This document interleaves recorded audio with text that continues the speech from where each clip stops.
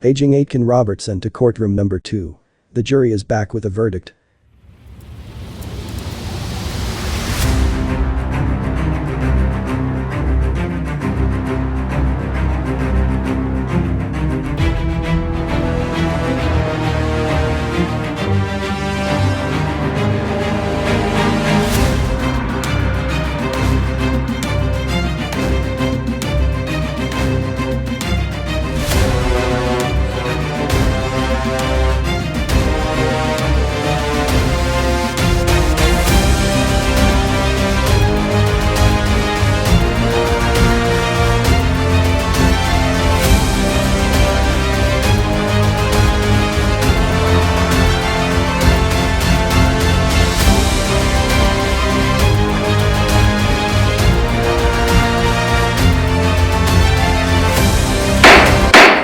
Members of the jury, how do you find the accused?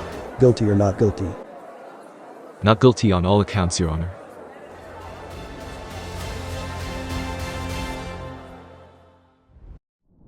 Welcome to the Legally Speaking YouTube channel, where we bring you insightful discussions on crucial legal topics. I'm your host, Melanie van Orde, licensed paralegal. And today I have the pleasure of speaking with Phil Stiles, a dedicated defense attorney. In this episode, Phil will delve into the complexities of sexual assault trials and explain the key stages of the legal process. So stay tuned for an in-depth conversation that will shed light on what happens when these serious cases go to trial. Phil, what are the initial steps that occur once someone is charged with sexual assault? Well, it depends on the seriousness of the allegation. Often someone charged with sexual assault will simply be arrested, taken to the police station, and eventually released on an officer undertaking. In more serious cases where a police officer is of the view that somebody needs to be put on more stringent release conditions, they will be held for bail.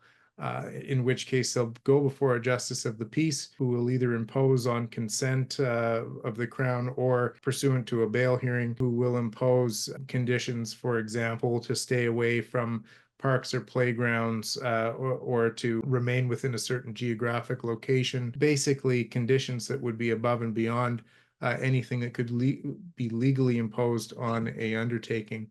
So that's usually the first step, is an arrest and then a release on a document, and you'll get a court date. How should someone prepare for their first court appearance, and what can they expect to happen during that appearance? Well, my 2 cents, Melanie, is if they don't have a lawyer by their first court appearance, someone should indicate to the justice of the peace that they are intending to retain counsel, and that they'd appreciate a brief adjournment for that purpose. Usually, any justice of the peace will give an accused person a reasonable amount of time to retain counsel. What's really important, and that a lot of people don't understand, is nothing really substantive. There are a few exceptions, but in general, nothing substantive is going to be happening on their first court appearance. So many people have the misconception that that is the first opportunity to plead their case. And I've been in court when self-represented persons have suddenly gone up there and started to tell their side of the story, which is precisely the wrong place to tell your side of the story, because it will rarely make any difference to your case at all. And it's a public statement that you've made on the record, essentially goes on the record and is public, right? So never a good idea to do that. For their first court appearance, you'll essentially be confirming that you have disclosure. And if you don't have a lawyer, you should be confirming that you will be getting a lawyer. I would advise anybody facing a sexual assault charge to be represented by counsel. And what does the process of gathering and reviewing evidence look like in a sexual assault trial? That's a good question, because it depends on the type of case. The most important thing initially is the timely retention of anything that's going to help you.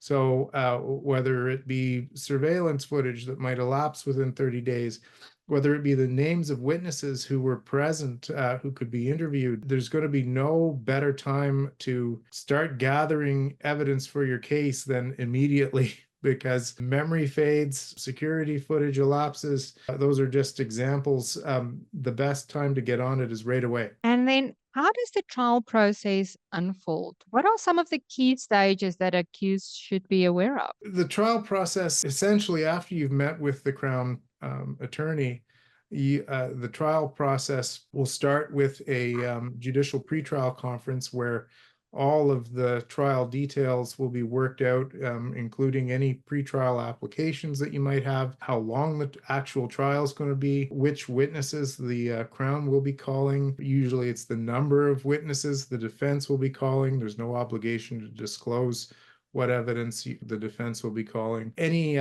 special applications, like applications to have prior sexual activity evidence admitted of the complainant, applications to get private records, all of that will be determined at the judicial pretrial conference stage.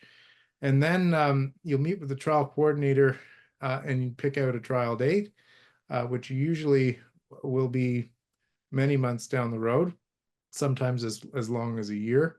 And if the Crown's elected by indictment and you have the option to go Superior Court of Justice, judge alone or with a jury, you'll be deciding if you are eligible, whether you want a preliminary hearing or not. There's various stages that you'll go through to get to the actual trial. The trial actually technically will start when you do any pretrial applications. So if you're doing a 276 application, so an application to get prior other sexual activity evidence in of the complainant, that will happen in a two-stage process, usually many months in advance of trial. And then the actual trial will begin with the Crown's case first, and then the defense, after the Crown closes its case, the defense will have the opportunity to call evidence. And usually you have a game plan. Those plans could change depending on how the trial unfolds. Sometimes the instructions to call evidence from the defense change based on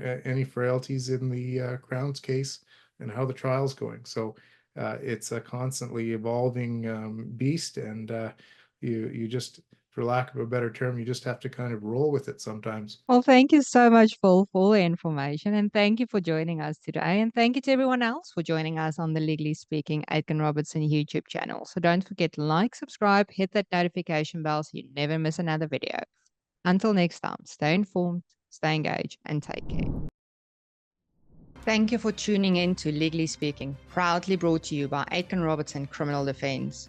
We represent clients facing criminal charges all over Ontario, providing you with legal support and dedicated advocacy. If you enjoyed this episode and want to see more content, please like and subscribe to our channel. For more information, visit our website.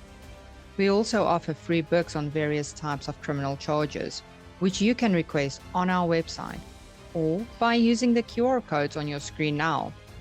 For legal assistance, call us today or visit our website to request a meeting with one of our experienced lawyers or licensed paralegals.